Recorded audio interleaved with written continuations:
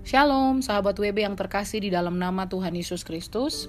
Renungan Harian Wanita Bijak edisi Minggu 11 Agustus 2024 bertema Mengenal Allah dengan Benar. Firman Tuhan terambil dari kitab Ayub pasal 1 ayat 1 sampai 22. Sebelum kita membaca, merenungkan dan belajar dari kebenaran firman Tuhan, mari kita berdoa. Kami mengucap syukur untuk hari yang baru ya Tuhan. Terima kasih untuk anugerah limpah rahmat yang daripada Tuhan saja. Sebelum kami melakukan segala aktivitas kami di hari yang baru, kami mau belajar dari kebenaran firman-Mu. Tuntun setiap kami dalam nama Tuhan Yesus Kristus.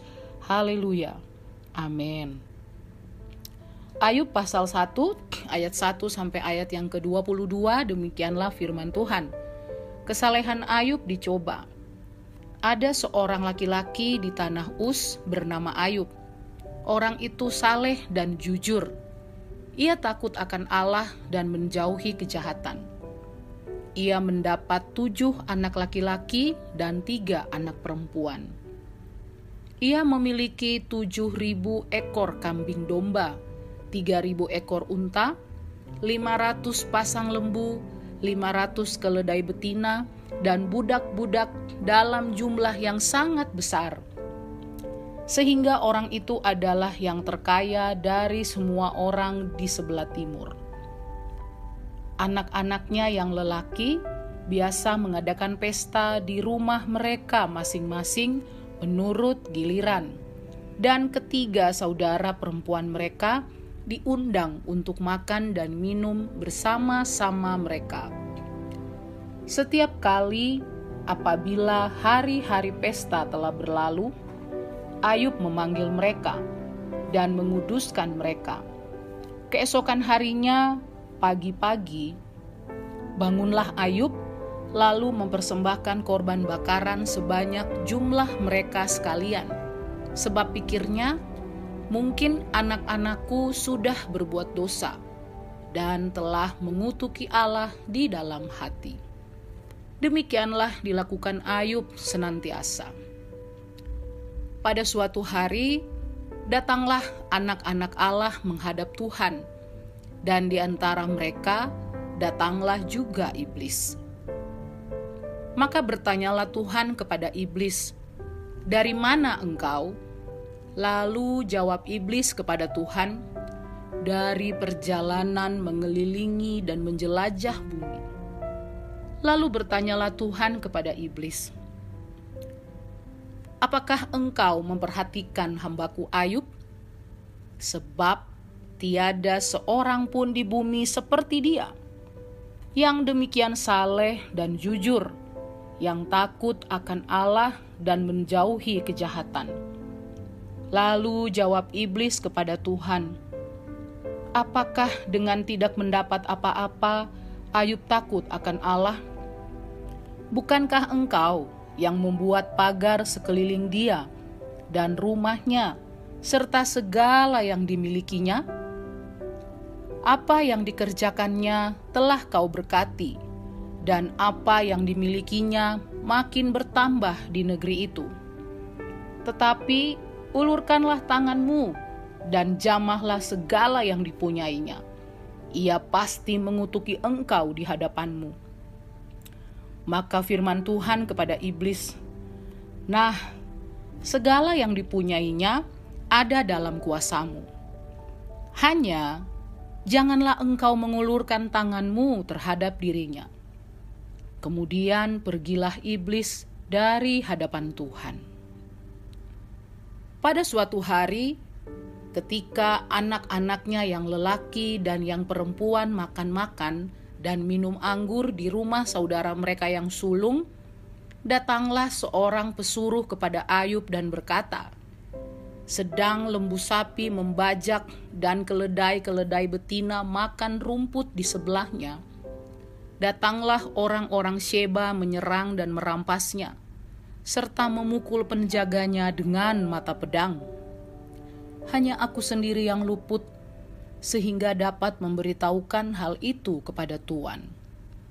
Sementara orang itu berbicara, Datanglah orang lain dan berkata, "Api telah menyambar dari langit dan membakar serta memakan habis kambing domba dan penjaga-penjaga. Hanya aku sendiri yang luput, sehingga dapat memberitahukan hal itu kepada Tuhan." Sementara orang itu berbicara, datanglah orang lain dan berkata, "Orang-orang Kasdim membentuk 3 pasukan, lalu menyerbu unta-unta dan merampasnya, serta memukul penjaganya dengan mata pedang. Hanya aku sendiri yang luput, sehingga dapat memberitahukan hal itu kepada Tuhan." Sementara orang itu berbicara, datanglah orang lain dan berkata, "Anak-anak Tuhan yang lelaki dan yang perempuan sedang makan-makan dan minum anggur di rumah saudara mereka yang sulung." Maka tiba-tiba angin bertiup dari seberang padang gurun.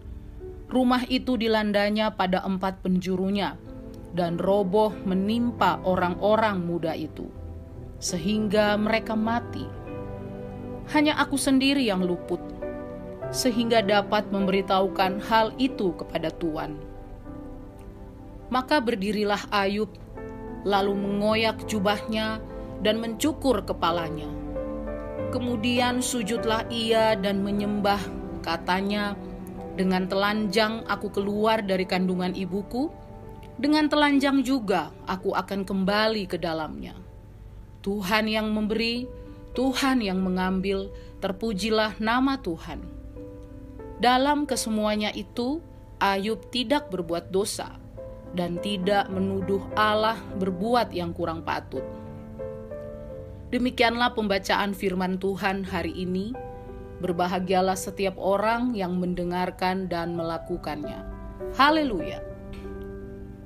Pengenalan yang benar akan Allah membuat iman kita semakin teguh. Sahabat WB yang terkasih, kalau kita renungkan pembacaan kita hari ini di ayat yang ke-8, apa pujian Allah kepada Ayub? Di ayat yang ke-9 sampai ayat yang ke-19, bagaimana iblis mencobai Ayub? Lalu di ayat yang ke-20 sampai ayat yang ke-22, bagaimana iman percaya Ayub setelah ia dicobai oleh iblis? Sahabat WB, Ayub seorang kaya yang tinggal di tanah Uz, memiliki banyak sekali ternak dan hidupnya diberkati Tuhan dengan berlimpah.